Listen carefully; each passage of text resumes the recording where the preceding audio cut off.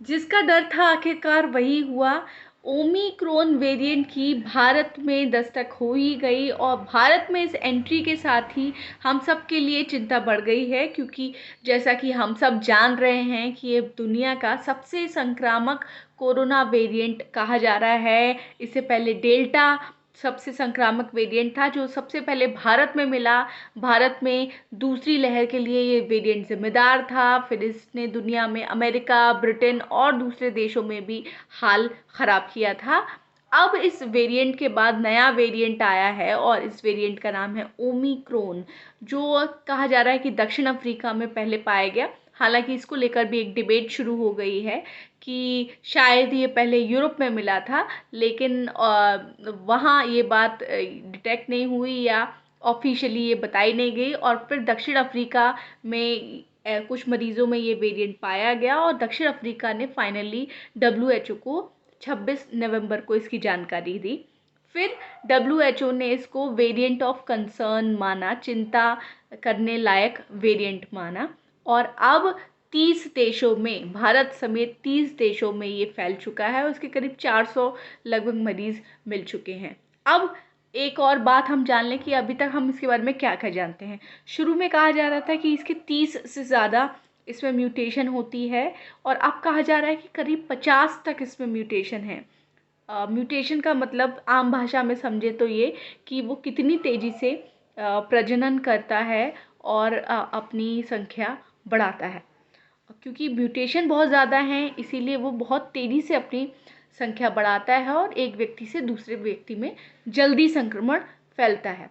तो हमारे लिए डरने की बात ये है क्योंकि कर्नाटक में 2 मरीज़ मिल चुके हैं, ऑफिशियली पॉजिटिव पाए जा चुके हैं और हो सकता है कि बहुत सारे लोग पॉजिटिव हो गए हों इस वेरिएंट से, जिसकी जानकारी आने वाले समय में लगेगी जब हमारे यहाँ सीक्वेंसिंग जो है वो ठीक से होगी। अभी हमारे यहाँ जीनोम सीक्वेंसिंग बहुत ही लिमिटेड की जाती है। जीनोम सीक्वेंसिंग में किसी वायरस के जीनोम की एक तरह का वैज्ञानिक अध्ययन करके ये पता लगाया जाता है कि ये किस तरीके का वेरिएंट है, इसकी जो भी संरचना क्या है और ये कितना असर कर सकता है। तो इसी जीनोम सीक्वेंसिंग के ज़रिए ही इस बात का पता लगा कि कर्नाटक में दक्षिण अफ्रीका से आए 2 लोग पॉजिटिव पाए गए हैं और अब इनके कांटेक्ट से जो पॉजिटिव हो सकते हैं उनको ट्रेस कर लिया गया है। ये हेल्थ मिनिस्ट्री ने जानकारी दी है और अब उनकी टेस्ट की जा रही है। तो हो सकता है पॉसिबिलिटीज़ हैं कि हमें और केसेस आने वाले एक आध दिन में ही मिले। और अभी तक जो इसके बारे में जानकारी है वो ये है कि इस जैसे डेल्टा में बहुत सारे मरीज़ जो डेल्टा वेरिएंट से पॉजिटिव हो रहे थे वो असंक्रमित बिना लक्षण वाले थे, असिम्प्टोमेटिक मरीज़ थे। तो इसमें भी बहुत से मरीज़ ऐसे हैं जिनमें लक्षण नहीं होता।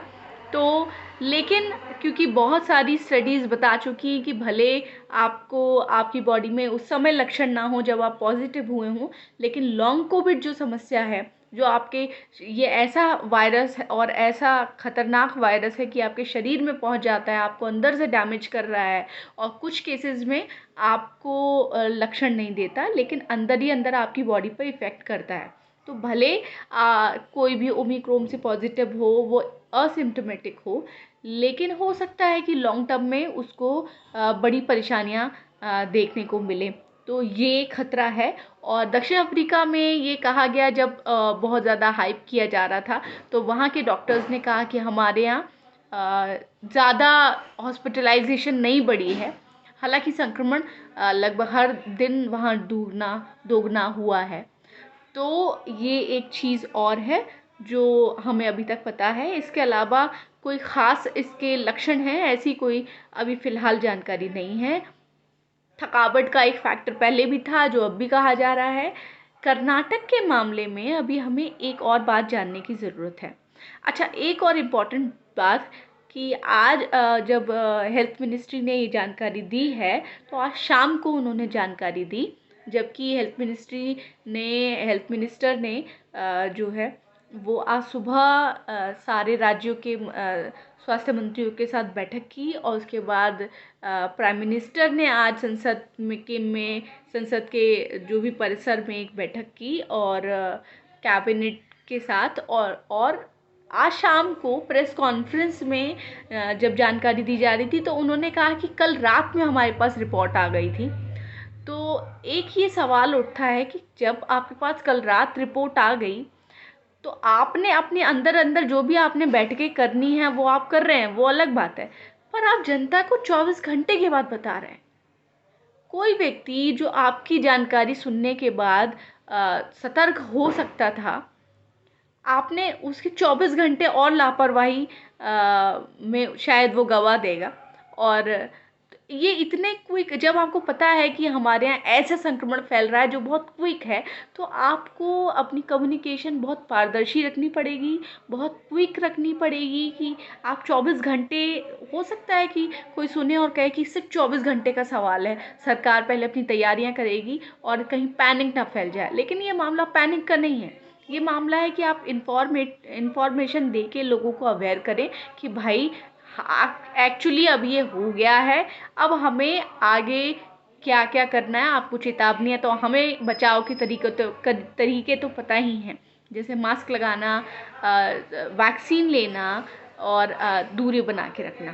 तो लोग अपने लेवल पर ये सुरक्षा बरतें।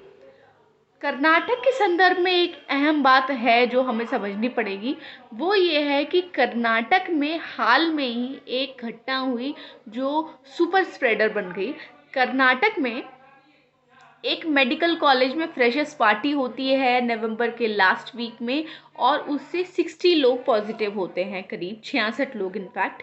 और उस घटना के थोड़े दिन के बाद ही उस घटना से डायरेक्टली जुड़े हुए या फिर कोई स्टूडेंट पॉजिटिव हुआ तो उसके घर में कोई पॉजिटिव हो गया, इस तरह से डायरेक्टली और इनडायरेक्ट लिंक के ज़रिए 300 लोग पॉजिटिव हो चुके हैं।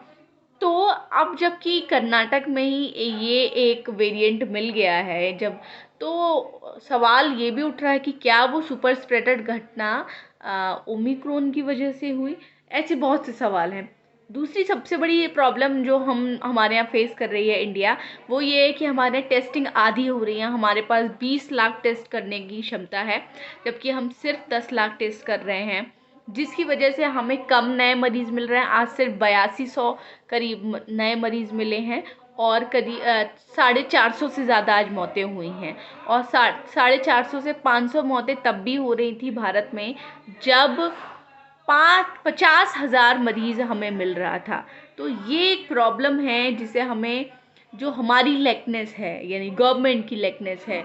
गवर्नमेंट सीरियस होके जीनोम सीक्वेंसिंग नहीं कर रही है, जांचें नहीं कर रही है, टीके कम लग रहे हैं, 50 से 60 या 70 लाख टीके लग रहे हैं, जबकि कम से कम भारत में 1 करोड़ टीके पर डे लगने चाहिए, कम से कम। क्योंकि गवर्नमेंट ने कहा था कि हम दिसंबर एंड तक सारे अडल्ट्स को टीका लगा देंगे, और इस टारगेट से अभी हम बहुत पीछे हैं। तो सेकेंड डोज जिन्हें नहीं लगी है उनके लिए बहुत बड़ा ख़तरा है, और बहुत से स्टेट्स हैं अभी इंडिया में जहाँ सेकेंड डोज नहीं लगी है। हमारे यहाँ बच्चों को टीका नहीं लगा है, इस वजह से सबसे ज़्यादा ख़तरे में अगर कोई है तो वो हमारे बच्चे हैं, और ऐसे मरीज़ हैं जैसे कैंसर या दूसरे ऐसे मरीज़ जो टीका नहीं ले सकते। तो इन सब के बीच में बात फिर से वहीं पे आ जाती है कि बहुत सारे यूरोप के कंट्रीज़ और ओमिक्रॉन जहाँ जहाँ फैला है वहाँ वहाँ अब बहुत सारी रेस्ट्रिक्शंस लगने लगी हैं। इंटरनेशनल फ़्लाइट भी एक इसमें शामिल चीज़ है। इसके अलावा घरेलू लेवल पर भी बहुत सारी रेस्ट्रिक्शंस लग रही हैं। तो क्रॉस फिंगर होके हम बस यही कह सकते हैं कि अगला महीना, ये महीना दिसंबर जो है 2020 साल 2021 इनफैक्ट ठीक गुजरे और हमें लॉकडाउन का सामना ना करना पड़े। तो फ़िलहाल ये थी आपके लिए कोविड अपडेट।